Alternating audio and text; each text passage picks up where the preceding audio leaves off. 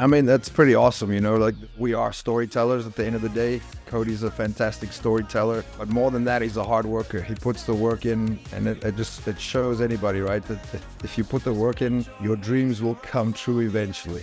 Hello everyone, and welcome back to the Anthony Lunetti Show right here on YouTube. And today I got a very special guest with me, a former WWE superstar. You may know him as Justin Gabriel, or you may know him on the independent scene all over, from Lucha Underground, Ring of Honor. Ladies and gentlemen, PJ Black is on the show. PJ, how are you doing, my man? Thank you for being here. I'm always doing well, man. Thanks for having me. Yeah, I was really excited about this because you're somebody that I grew up with in WWE. I know they call it the PG era, but you were originally in the Nexus. You're in the core. Fun fact, too, I'm sure you might get this a lot, but whenever somebody would play like the new wrestling game that would come out around that time, you're like my favorite character to play as, because your moveset, I mean, it's just amazing, man. The 450 off the top is just an amazing move, you know? Oh, yeah. Yeah, I do hear that a lot. And even I just got back from South Africa, and the pilot, he was super young, and I was like, because the Nexus stuff was like 10 years ago, right? So you're probably like early 20s or something like that. And he was like, he came to me and he just whispered in my ear, and he said, thank you for changing my childhood, or making my childhood, or whatever. It's just kind of awesome. Yeah, definitely. I feel like, as you guys are wrestlers, you have such an influence on everybody's life. And it's something that I think that, isn't really talked about that much, but as somebody that's a personality on television, you really do influence, people just in the world, really. And one of those people that I think has influenced a lot of wrestling fans and wrestlers is Cody Rhodes. Now, you were in WWE the same time Cody was there, his first run, and I was just at Mania. We're based in Philly, and we went to Mania Night 2. What a great night for Cody Rhodes to get that win. What does it mean for you, seeing Cody Rhodes get that moment in front of Philadelphia and in front of WrestleMania, and be able to tell that story? I mean, that's pretty awesome. Like this is we are storytellers at the end of the day. Cody's a fantastic storyteller. But more than that, he's a hard worker. He puts the work in, and it shows anybody, right? That if you put the work in, your dreams will come true eventually. For some people, it comes true within a month or two or a year or whatever. For Cody, it took a little bit longer, but I mean, at the end of the day, it's all worth it. He puts the work in, and he's a fantastic talent. His dad, Dusty, helped me out a lot when I started out. So a lot of respect for that family. Yeah, hands down. And like I kind of said, you were in WWE the same time as him when he went, from being like the young rookie to being in Legacy, then to eventually being Stardust. And one of those times he was in WWE 2011, the core was made. I'm sure you're asked a lot about the Nexus. And to me, I always find it interesting because the core could have been like this really cruel group that, basically was the anti-Nexus CM Punk thing. But I feel like in a way it kind of never took off, and that's a shame, because I think you, Slater, Wade Barrett, and Ezekiel Jackson could have had this really important, thing in WWE. To me, what do you kind of remember about the original plans, and what were you kind of expecting with this new group that was going to kind of take shape after the whole Nexus thing? Yeah, so with the Nexus thing, we were given a certain set of directions which we followed, and I think we pulled it off to Vince's liking. For the core, we didn't really have much direction. It was just like every time we got back, they were like, "Oh, you guys should have done this, should have done this." I'm like, "Well, if you give us that direction, then we can do that." So we kind of really know what we were doing. Maybe they were just kind of seeing what we could come up with, and there wasn't a lot of direction in the storyline, and at the time there were just so many storylines and so many things happening too. So I think it just got lost in the shovel. Yeah, and I could definitely see that too, because at this time, you think about 2011, The Rock was just coming back in, Undertaker and Triple H were still wrestling too. So it does kind of make sense. I think at that point too, if you look at the Nexus storyline, it was starting to kind of fade away almost, because Punk was the leader, and then that went quickly right into the pipe bomb in the summer of CM Punk and all that. So I definitely get what you mean with the core. Do you know if there was going to be, anything big for you guys to do against the Nexus at some point? No, I think the Nexus was pretty much a few weeks after that. It was completely dismantled, right? Like once Yeah. bomb thing happened, it's like the Nexus almost never existed. They did have a long-term plan, and in wrestling things change all the time. I think things Right. changed on the day. I think it was that SummerSlam main event that changed a lot of things. That we lost a lot of momentum there. If things were different there, it would have been very different. The whole Nexus run didn't even last a year. We didn't even get a WrestleMania moment. The core went to WrestleMania, but the Nexus never even saw the big stage. And this just coming to my mind, was it a thing where the Nexus were supposed to come back and then the pandemic hit? Was there like a Nexus reunion that was going to kind of happen? It wasn't set in stone. Okay. They've been talking about it for a while, and it's wrestling, right? Yeah. Somewhere down the line it'll come back. It's just hard because there's so many of us, and a lot of us were signed with other companies and doing other things. It was just hard to get us all on the same page for the same day, But yeah, never say never. Let's see what happens. Yeah, that'd be sick. Triple H, let's do it. 2024. One of the things I was looking at Wikipedia and some of like the fandom pages. You actually had a tag team with Tyson Kidd, International Airstrike.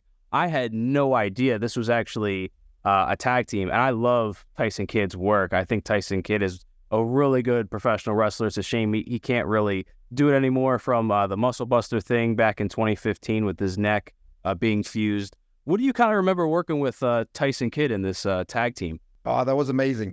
With that, also a lot of plans for us.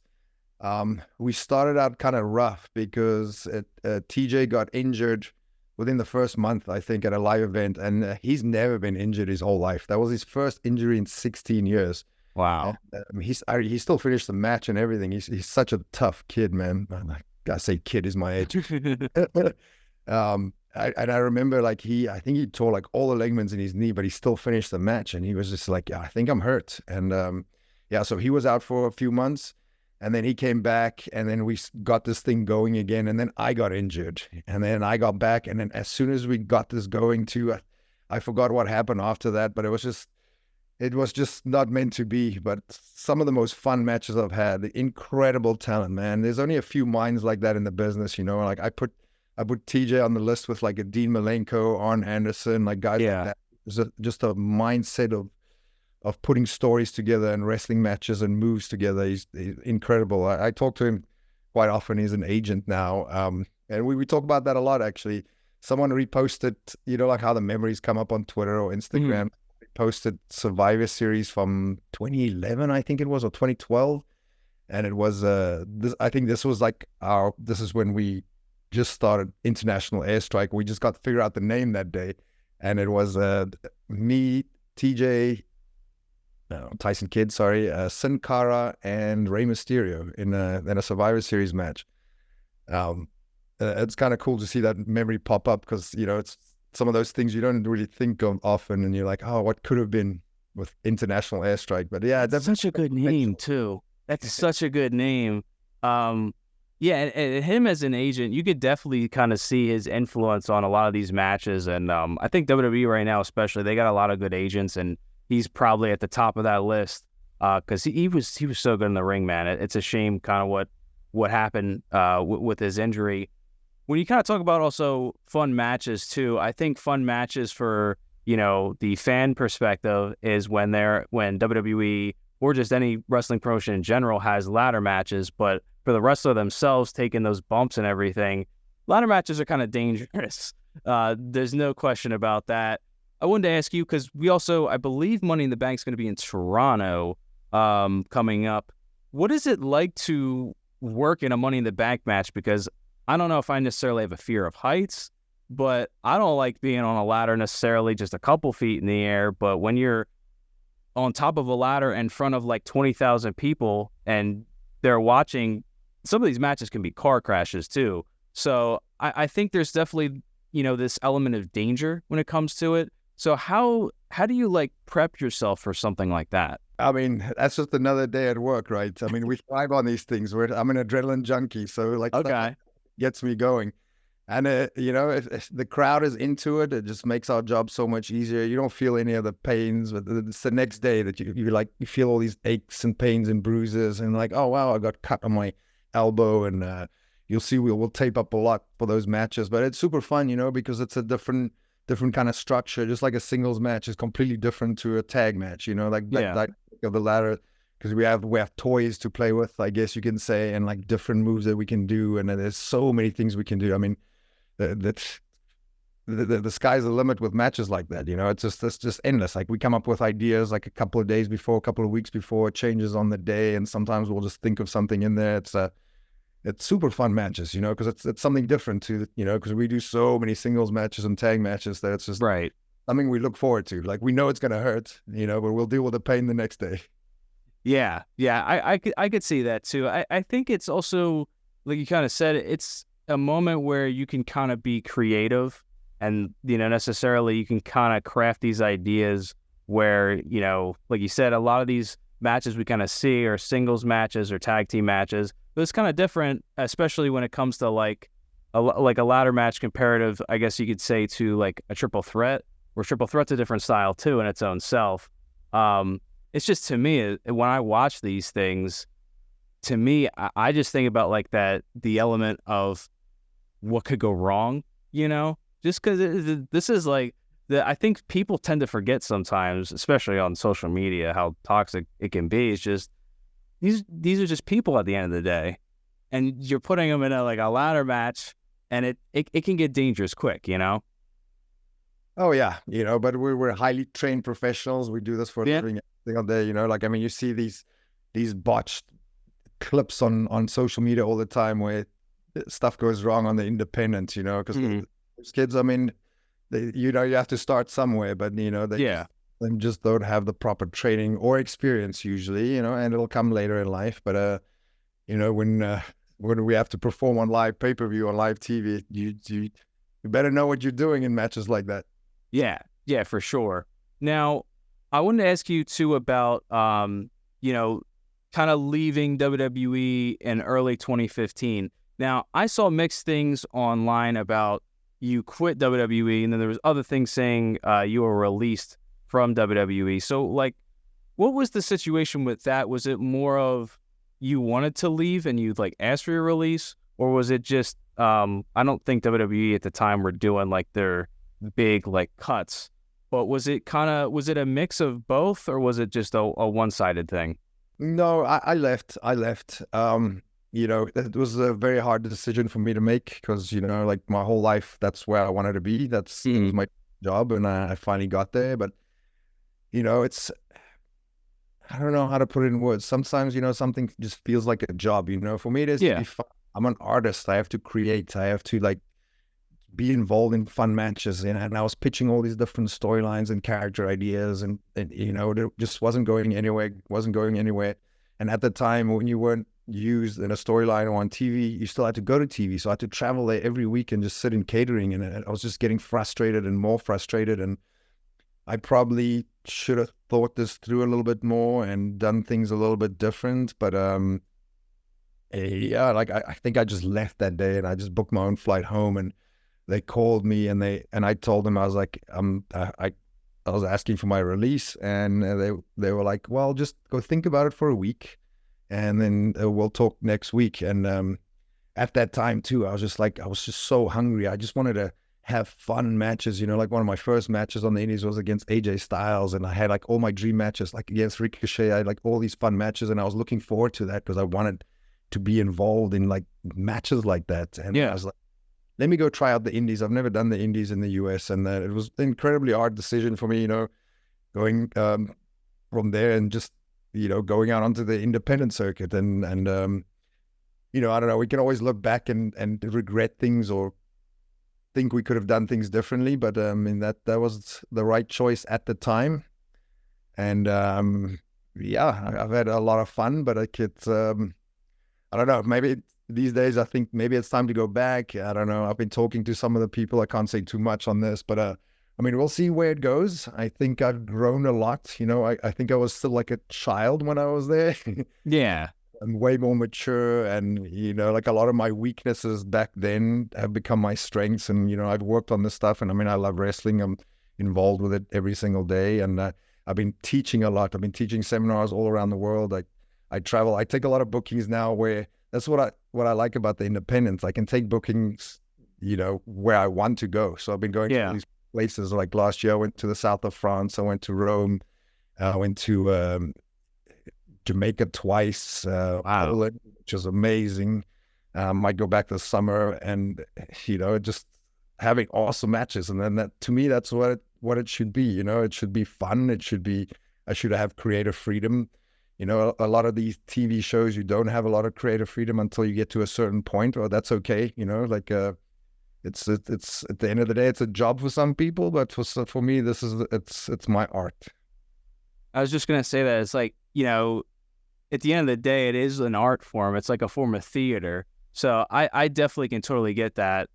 And going like from that, you went to Impact for a time in 2015. What was it like kind of, transitioning out of WWE and going to the Indies? Because like you said, you got to wrestle AJ, you got to wrestle Ricochet. And the independent scene in 2015, 2016 was jumping too. Like there was so much good things happen on the indie scene, especially I think that was the primary for the Bullet Club too. So what was it kind of like stepping out of WWE and entering that world where now you get to have a little bit more freedom and a little more fun? Yeah, it was great. I mean, I don't know if you remember Jeff Jarrett's promotion, Global Force.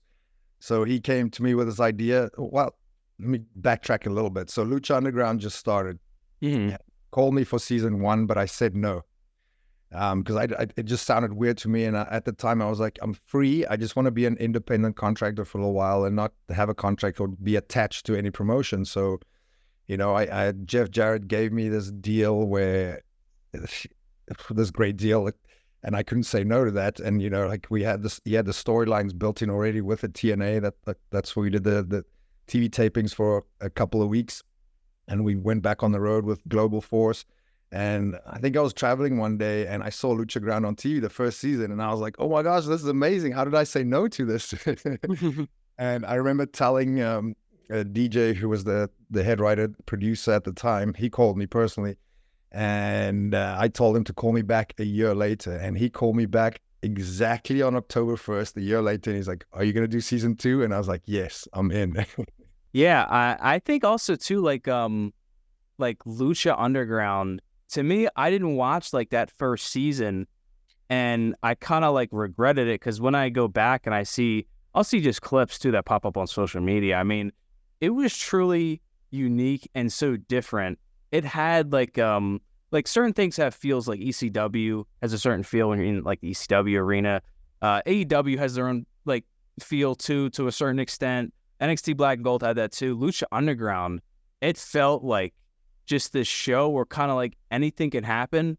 And it seemed like a lot of the guys there too were just kind of like having a lot of fun with that show. Was there only 2 seasons? How long did Lucha Underground go for? 4 seasons. 4 seasons. Yeah. Yeah, I think it's kind of a shame because Lucha Underground, like I said, it had that like unique vibe, and it kind of ended I think almost too short, where like, I think they could have done some really cool stuff. And I think MLW kind of inherited some like Lucha Underground stuff. But yeah, man, some of those clips back in the day of Lucha Underground were really sick. When it comes to, memories of your career, is there anything that sticks out as like favorites? I know it's hard to pinpoint like a favorite, but like, is there anything you look at, like maybe wrestling AJ or that first night being in the Nexus? Is there anything that like you're like, wow, like I did that? I thought about this the other day, and I had like a list. Everyone has their lists of things they want to achieve, and for me, I come from the old school, and I study a lot of the old stuff. For me, it was working at these memorable buildings, I guess. Like I worked Madison Square Garden, Arena de Mexico in Mexico, Hall, I haven't done Tokyo Dome. That's the last thing I had to do. But there's other venues too around the world. You know, like even in South Africa that many people won't know, but that was on my list that I really wanted to do. I'll give you an example of that in a little bit. But then there was this place in Hanover, Germany, which is very well known. You know, it's been running since the Carney eras, like the 70s, 80s, and I really wanted to wrestle there. And I got to wrestle in the main event against a local champion, and I've never even heard of this guy, but I watched the match back the other day and I was like, wow, this was great. Like, Yeah.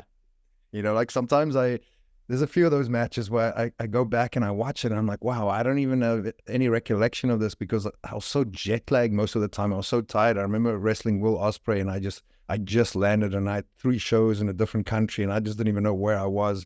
I don't know how I made it through that match, but I watched it back and I was like, wow, this is actually really freaking good. Like I should be jet more often.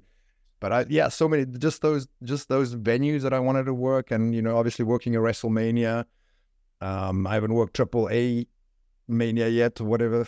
There's a few things. I always wanted to go to Japan. Even before WWE, I wanted to go to Japan. I wrestled in Japan with WWE and I wrestled all the New Japan shows in the US, but I've never worked there. So there's a few things on my list that I still want to check off. WrestleMania was probably high on the list for everybody, right? Yeah. Also because at the time, me and Heath, we were tag champs, and that was the first time my mom ever seen me wrestle live. So her first experience of watching me was at WrestleMania. So that was pretty surreal. You know, she was never a fan or never like, when I told her as a kid, this is what I was going to do, she kind of just rolled her eyes and was like, oh, wow, okay, good luck with that. So to be able to bring her to watch me live for the first time at Mania, that was, I mean, that sounds really lame, but it's probably on top of my list. Dude, that doesn't sound lame at all, because that to me is awesome that, like, you got to have that moment with your mom, you know? Like, I think that's amazing, man. I think that's, like, something a lot of people cherish, is, like, they have, like, a parent or, like, a fatherly figure, mother figure in, like, their life that they get to show kind of, like, this is what I was able to do. Like, I followed my dreams and I did it. To be able to share that moment, like, that's really cool. You kind of alluded to it a little bit ago, like, kind of other goals you kind of have. Is there anything right now on your radar you would want to share about maybe future plans for 2024, or could just kind of go along with goals? I don't want to reveal too much. You got some big stuff coming. That's a great question, because I'm actually working on a few things. So I've been working on this Darewolf, the shaman character, for a little while, and okay. You know, I've been talking to some of the TV companies. Obviously, I want to bring it to life on TV. It's a much better platform. But if that doesn't happen, like these days, we have social media and YouTube and stuff, so we can kind of like tell that story of the character. Yeah. That's something I really want to do, is bring this character. You know, like I've been PJ Black since 1997. I was Justin Gabriel for 5 years. Yeah. Most people remember him. So what I want to do is I want people to remember PJ Black. You know, it's a completely different person, different character. And he evolves with the times too, you know, and I just wanted to bring some of this stuff to life. As far as goals, I mean, there's still a few people that I do want to wrestle.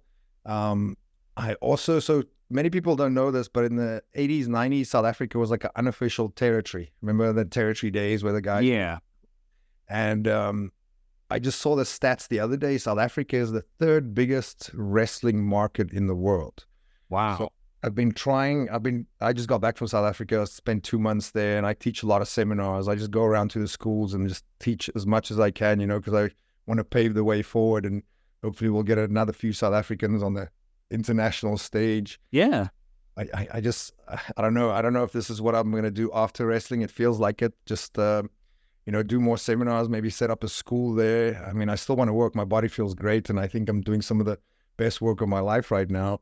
So just I'm trying to dabble in everything right now.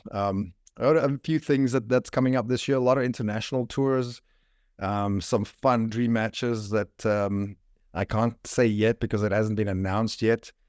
But yeah, I'm very excited for this year. Especially this summer is going to be great. I'm excited to see some of those dream matches get revealed. If anyone is not following you on social media, where can people go to find you? Instagram, PJ450, Twitter, Darewolf333.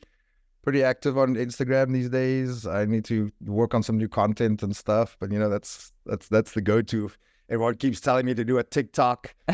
Probably start that soon. There's just so much stuff like this. Like, what happened to Snapchat? And it's like hard to keep up with everything. You got to hire someone to do all this stuff for you. But I mean, I'm pretty active on Instagram, post a lot of the stuff. I should post more of my wrestling stuff and events coming up. But yeah, that's about it. I think the website shut down recently where you can buy merch. I'll get that up and running soon. I've just been busy working on some other stuff. And when you're not on TV, the merch sales isn't doing the best. Right. Well, we'll definitely, when you get that merch page up, let me know, because I'm definitely going to put that in the link of this in the description of this video. So anyone that's watching on YouTube right now, make sure to go to the link of this video, and all his socials will be there. There might even be a link in one of the eye dots on the top right of this video if I put in. Remember that, Anthony. PJ, thank you so much for being here today. I really appreciate you taking the time to come out and kind of talk about your experience in WWE and pro wrestling. PJ Black, everyone, definitely be on the lookout. Be careful about the 450 splash, by the way. It looks painful. Thank you, everyone, and I hope to see you again right here on the Anthony Leonetti Show. Thanks for watching.